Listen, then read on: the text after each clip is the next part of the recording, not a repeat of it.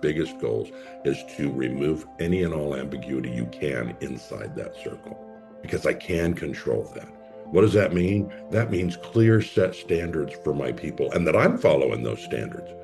It means that I don't let this guy slide on the standards because he's my biggest sales leader.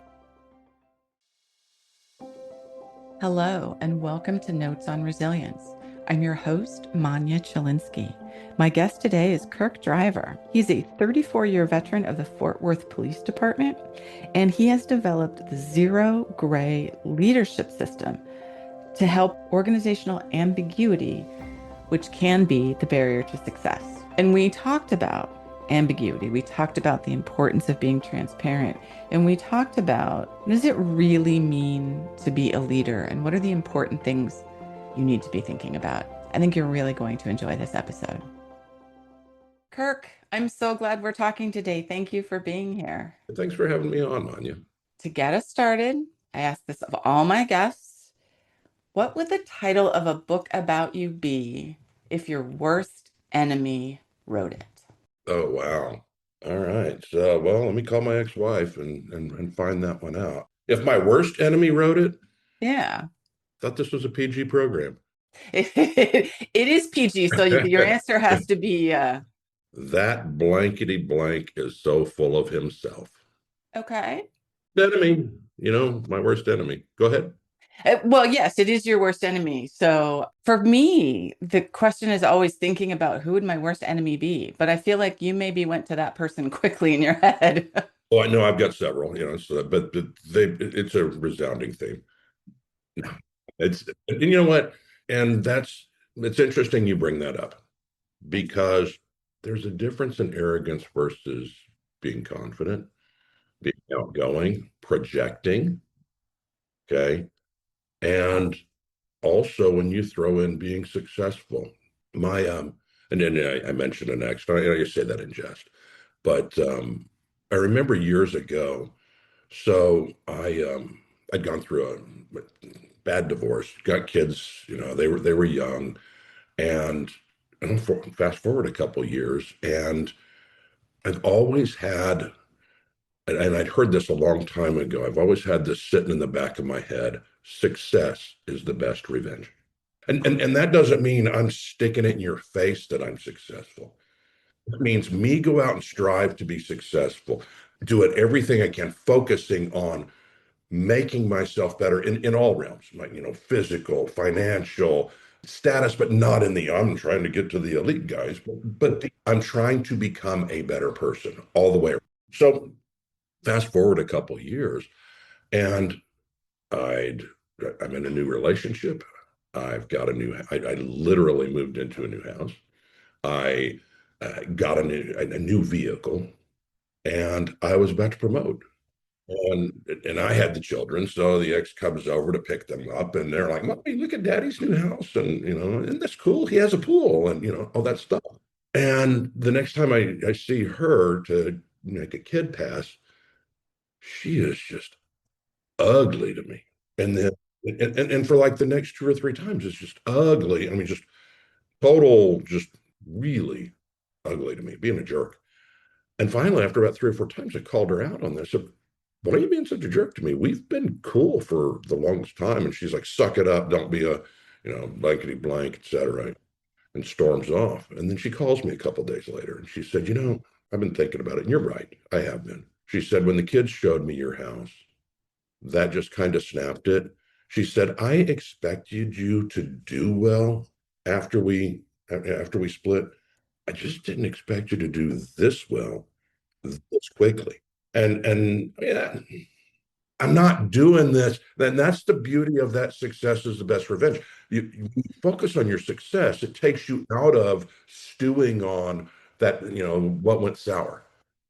And so she's like, "I didn't expect this from you." And inside I'm thinking, "Well, I didn't do this for you. And I'm not even thinking of you when I'm doing this. I mean, I'm not sure, not to be crude, but I think horribly of you." "Well, I don't think of you."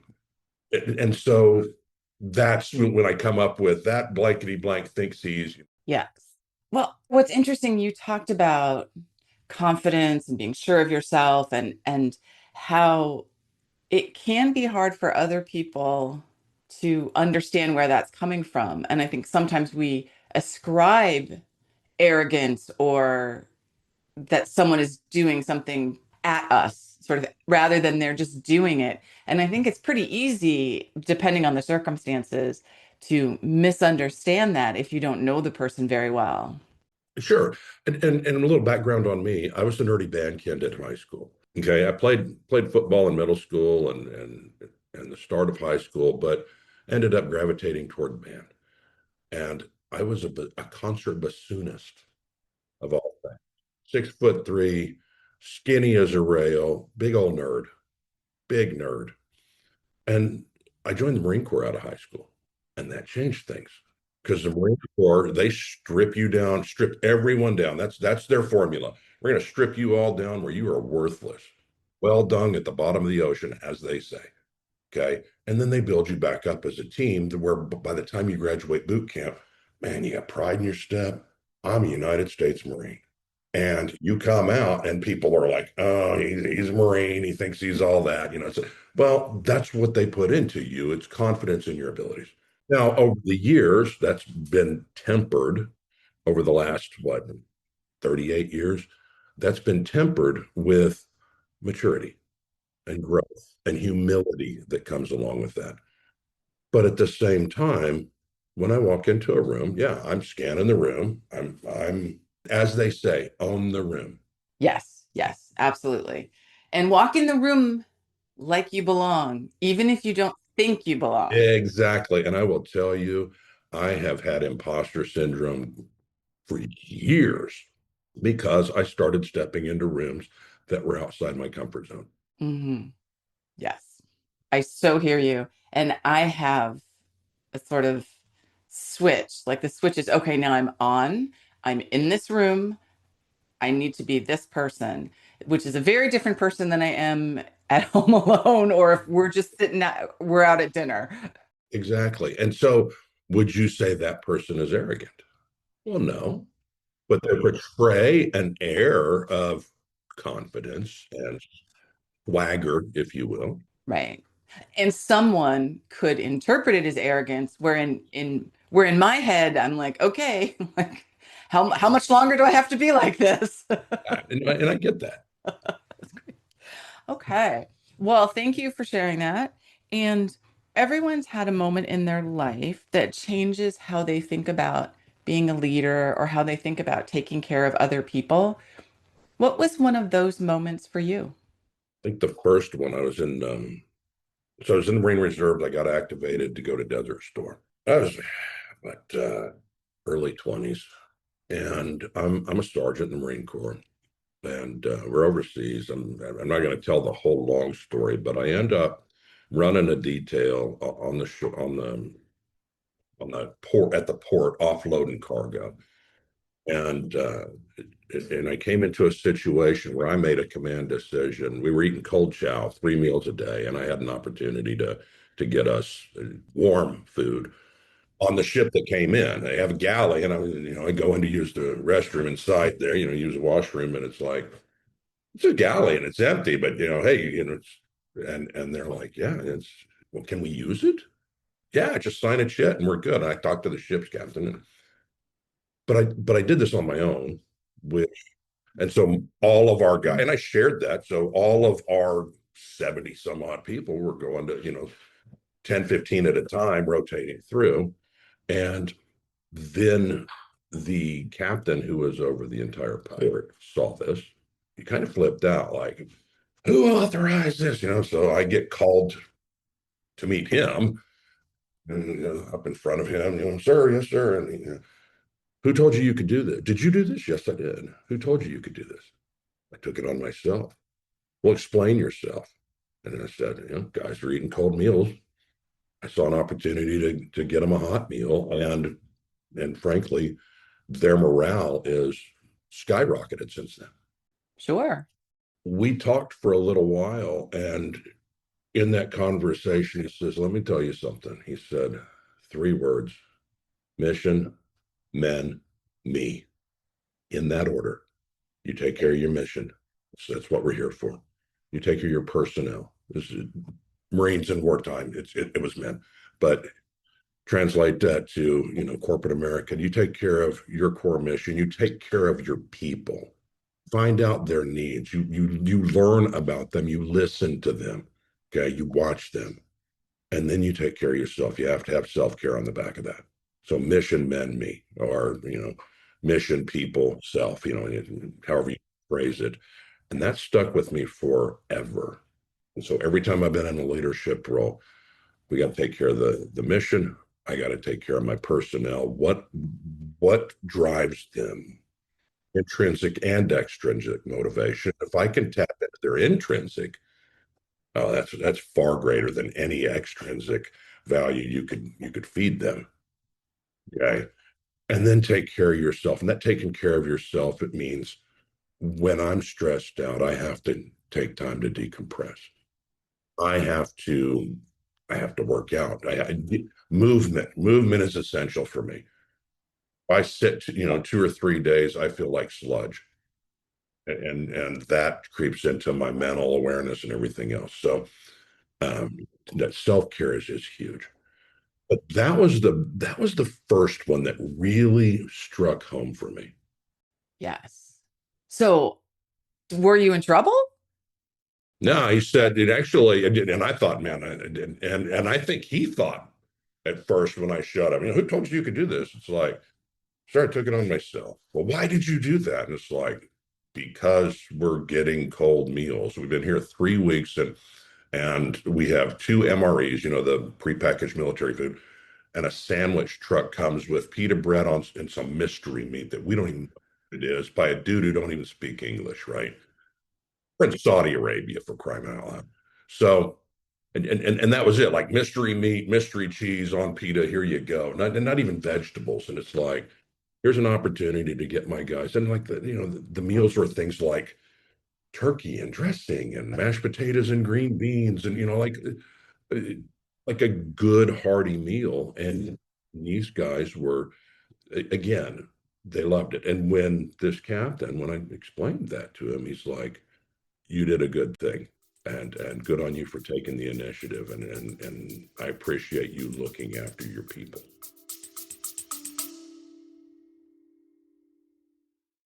You're listening to Notes on Resilience. I'm Manya Chilinsky, speaker and advisor. My work examines how people and systems behave under pressure and what survival and disruption reveal about leadership, culture, and change. You can learn more about my work, including speaking and leadership support, at manyachilinsky.com/services. You can also subscribe to the newsletter at manyachilinsky.com/notes for monthly insights. Now, back to the show. Yeah. Nice. Very nice. Well, I was worried you got in trouble, so I'm glad you didn't. Yeah, I thought I was going to, but no, I didn't. Okay. But there's been so many leadership lessons. A lot of people don't realize. So I've got 34 years law enforcement, and I rose up through the ranks to captain. It's the highest rank in my agency that you can test to. The rest above that are appointed ranks, and it's political at that point up. And people in general get that the military breeds leaders. They're constantly training, whether it's your enlisted ranks or your officer ranks, they're always pushing leadership training. People don't realize that police and fire service do the same, because for a couple of reasons. Number one, we roll up on the scene of this major accident, or house is on fire, or robbery or whatever. We have to, even the base officer has to lead the people who are there. When the cops show up, everyone knows, do what the cop says. Well, Yes. cop needs to know what to say. Yeah, right. But Right. it's not just a policy thing on, okay, we are going to do XYZ as far as the law enforcement aspect, but especially in today's era, it's not back to, and I'm going to date myself, but back to the old dragnet, Jack Webb, just the facts, ma'am. Yes. Watched on Nick at Night, right? Way back in the Yes. it's not that anymore. It's, we have to have a relationship with the community. There's a thing in law enforcement circles now called procedural justice. And basically, what that means is, yeah, you're going to jail, but I'm still, or you're getting the ticket or whatever. But if I explain to you the why, rather than just snatch you up and I'll tell you when you get there, well, there's a difference. And getting and if you're telling the community why you're doing those things rather than having that distance, it makes things so much better. And you're seeing an evolution in law enforcement towards that. Right. And it's, a couple things you said. One is, I think, as a civilian, when somebody in a uniform shows up, fire, police, EMS, it feels like, okay, great. There's somebody here who knows how to deal with this thing that I've never dealt with before. Even if, in fact, you've never dealt with it before. But we do look to you and folks like that as the people who know what's going on and the leaders.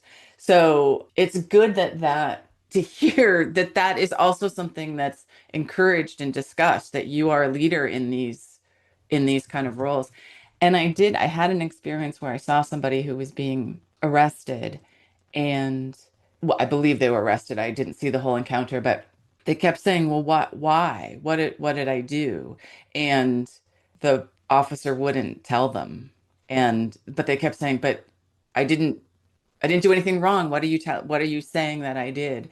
And they never said, and just sort of made sure the person left with them. And there were a lot of us around, and everybody was a little dumbfounded, and it just was so frustrating because maybe they couldn't say it because there were other people around. I know nothing of the situation other than I could imagine being in that person's shoes and feeling maybe she absolutely knew what she had done, but maybe she had no idea.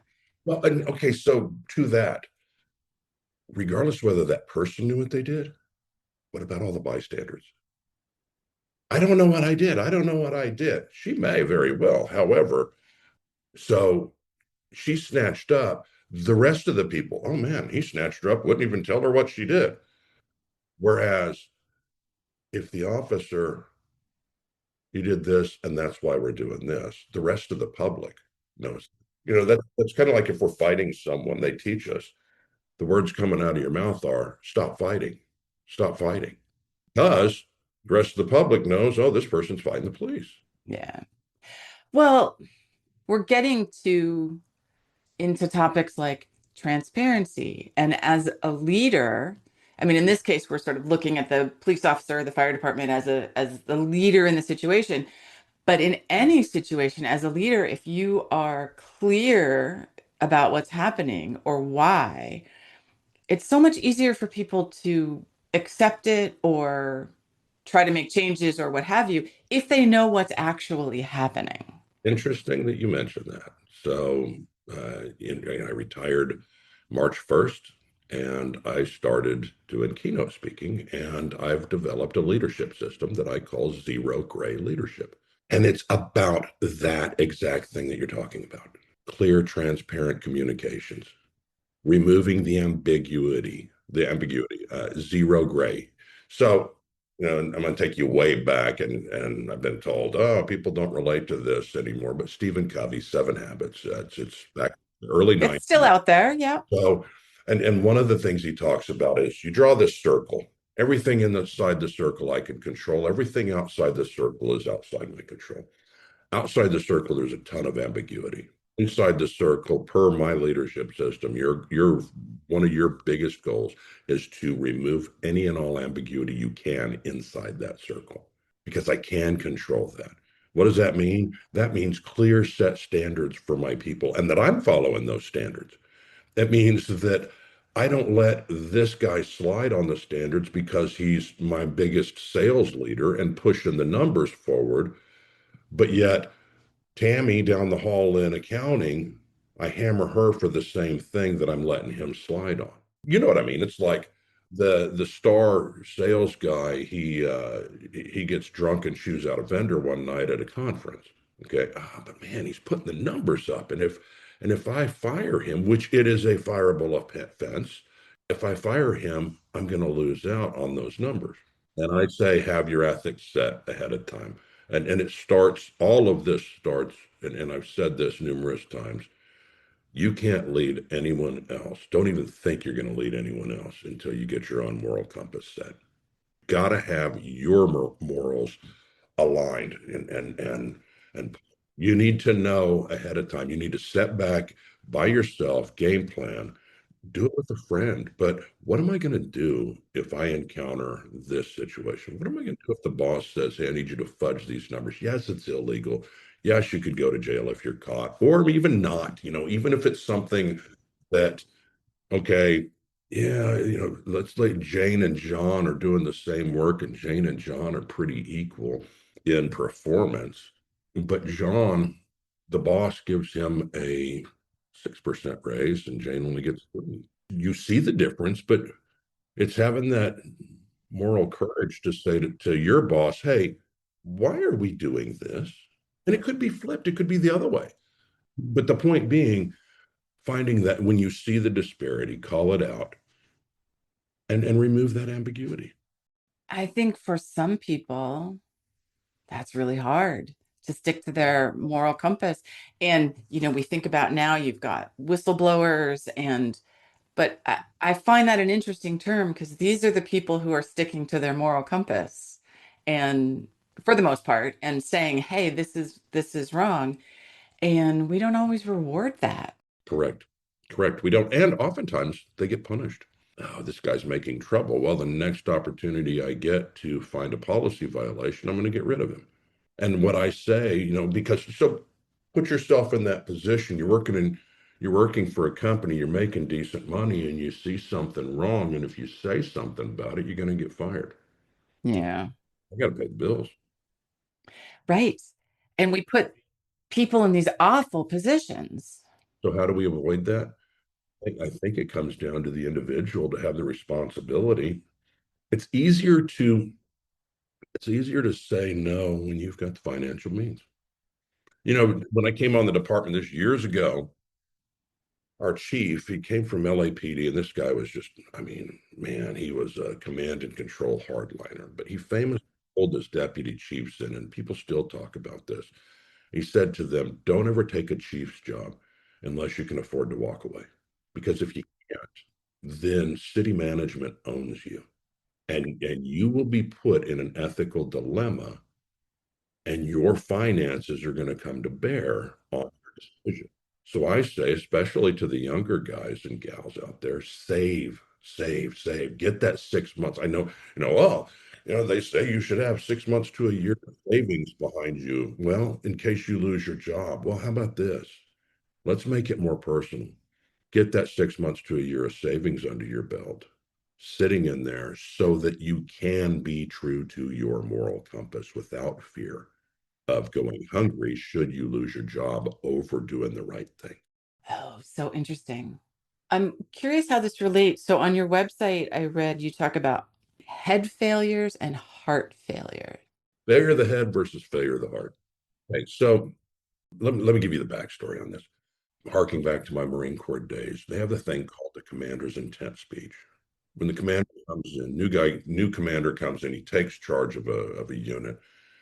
He or she gives a speech, and that is basically, here's our mission, here's what we're striving for, and here's your guardrails.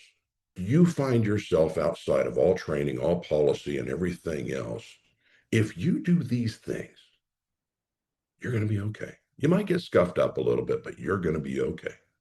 I heard about that, and when I started moving into leadership positions in the police department, I started giving my commander's intent speech. And and there's several parts to it. The first, well, not the first, but the second part of this, the first is just for police officers, okay? But the second part is universally applicable. I believe there are mistakes of the head and mistakes of the heart. A mistake of the head, my heart is in the right place. I'm trying to do the right thing, and I violated policy, okay? Well, to me, that could be a training issue. It could be a policy failure, but this person is trying to do the right thing. And when I say policy failure, meaning the policy neglects the need to do this type of, do this cetera. Well, if we're talking black and white and we're stepping outside of the rules, if you will, then, well, do we need to keep that rule? That's a valid question. Or do we need to have, a clause written in, okay, in this case, you can violate. So that's a mistake of the head. And the point is the intent of the person making that mistake is to try to do the right thing by the customer, the client, the company, whatever have you. He or she is trying to do right. Okay. Mistake of heart, on the other hand, is it's wrong. You knew it was wrong. And almost 100% of the time, it's for personal gain. I can't steal from the company. I can't take off hours early and go to the bar or go to the golf course and put that I worked 8 hours that day on my timesheet. Those are mistakes of the heart.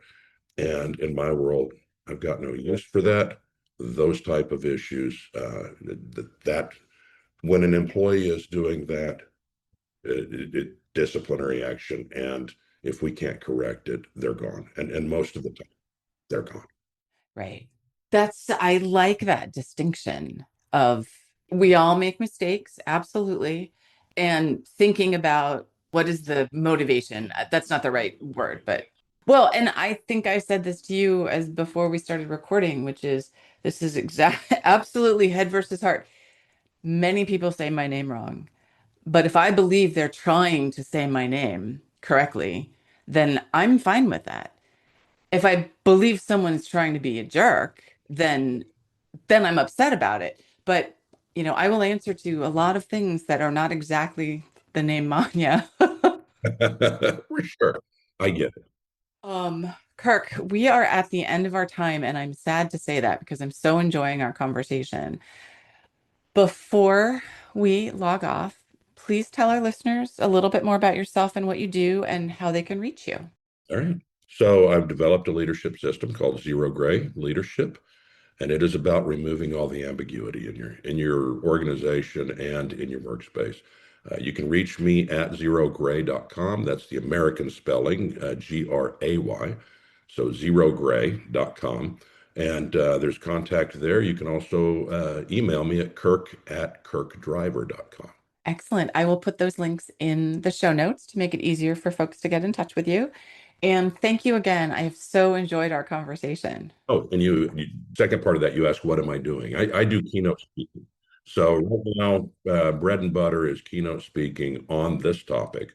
And I'm also developing out workshops and small team coaching to support all this.